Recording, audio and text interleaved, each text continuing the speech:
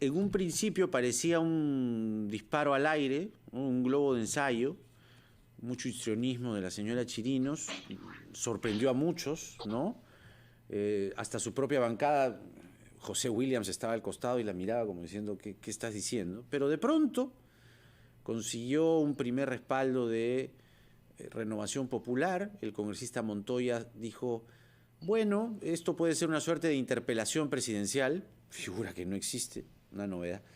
Pero después aparece la señora Keiko Fujimori respaldando este pedido de vacancia, habiendo sido competidora de Pedro Castillo, ciertamente. ¿Qué piensas tú?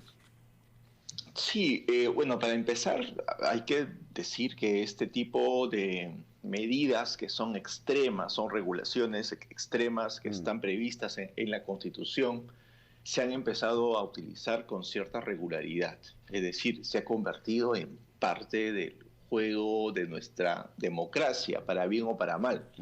Y las reglas funcionan no solamente pues basado en lo que está escrito en el papel, sino en cómo los actores políticos la usan, es decir, en la vocación que tienen los actores políticos para usarla.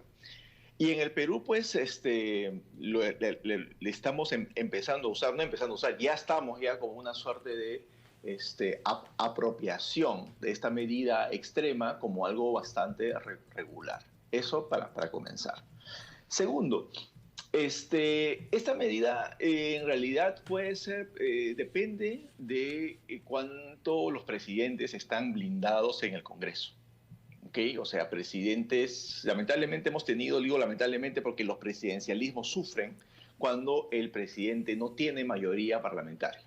¿Okay? Mientras los presidentes en el Perú, pensemos del año 2000 en adelante, han tenido mayoría parlamentaria, este tipo de medidas no eran pues no podían llevarse a cabo porque estaban Pero no protegidos solo eso, ni siquiera en se el Parlamento. pensaban, ¿no? O sea, Por eran eso, medidas absolutamente sí, extremas, ¿no? Que empezó con sí, Kuczynski, precisamente.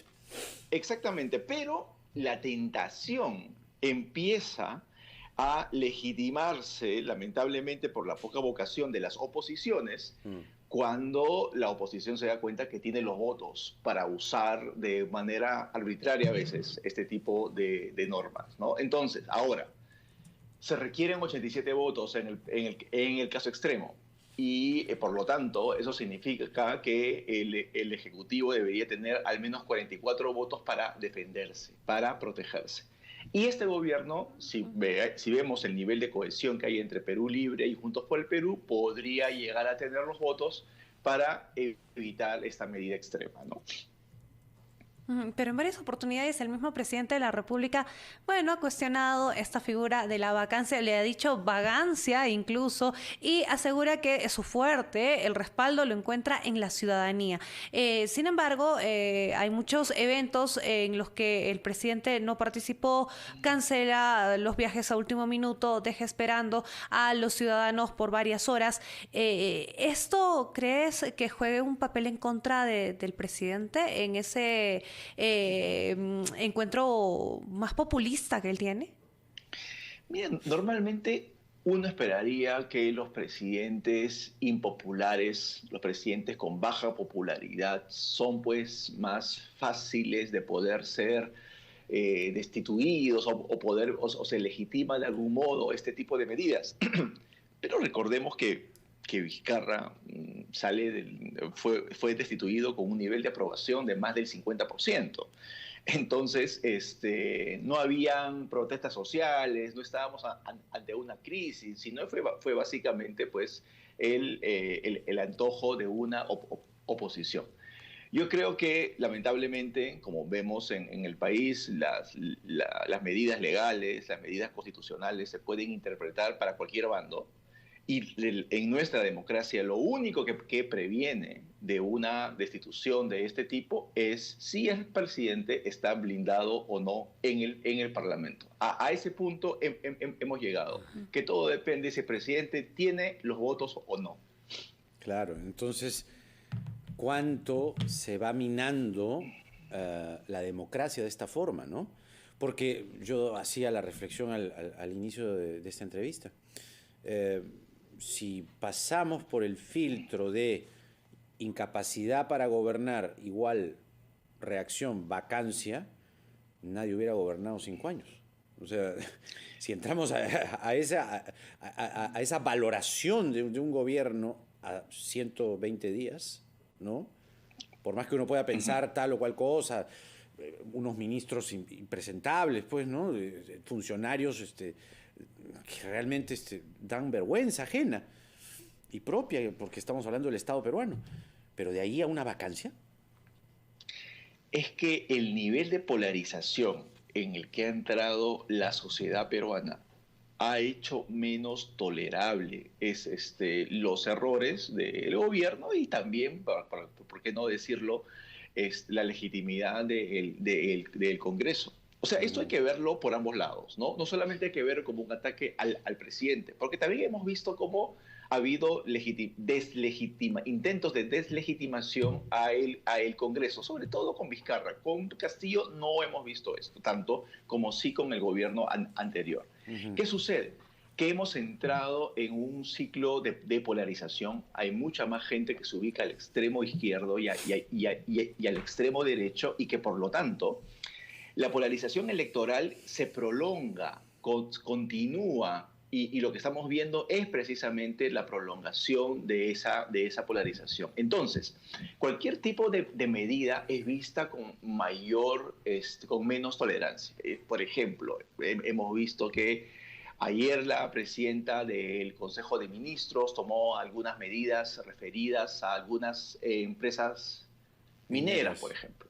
Claro, ya. Entonces, eso que puede haber sido una medida más regular, más normal, es visto pues como una amenaza ante la inversión privada, es visto como es interpretado como efectivamente lo es. O sea, una medida que genera mayor desconfianza y eleva pues los miedos que existen en los sectores. ¿Cuál es para ti la figura o cómo es que queda la señora Keiko Fujimori?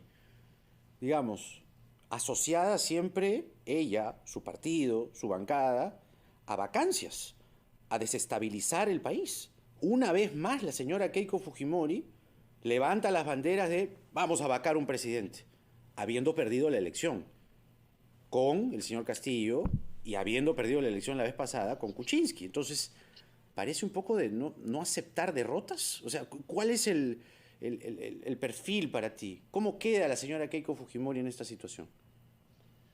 Lo que sucede es que hay un gran sector de la opinión pública, hay un gran sector del electorado que sí cree que es legítimo solicitar una vacancia al presidente Castillo.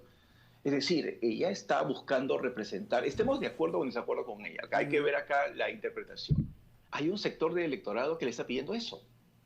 ¿Ya? Entonces, como los electorados se han polarizado, lo que busca es representar ese electorado radicalizado, ese electorado que tiene una posición de extrema desconfianza con Claro, pero es un electorado que no le ha dado triunfo, réditos políticos. Es un electorado, digamos, que tiene un nivel, pero nunca gana, pues. Ese es el problema, que no ha ganado una elección la señora Keiko Fujimori recurriendo a esta clase de estrategias, ¿no crees? Por supuesto, pero hay un incentivo para ser el líder o la lideresa de la oposición. O sea, hay que interpretarlo también de esta manera. Claro. El tema es que no le va a dar réditos, pues, ¿no? O sea, no le está dando hasta ahora, digamos, la estrategia no le está funcionando. De acuerdo, pero desde hace muchísimo tiempo seguimos hablando del fujimorismo, ¿no? Entonces, no han ganado una elección, pero esta estrategia de representar a la derecha y representar posiciones más extremas que en términos de desafío institucional, no da victorias, pero por lo menos te mete congresistas, ¿no? Y yo creo que ese es el incentivo que tienen. Se mete congresistas, al final los congresistas votan por vacancias. Bueno, Carlos Meléndez con nosotros, politólogo de 50+1. Muchas gracias, Carlos.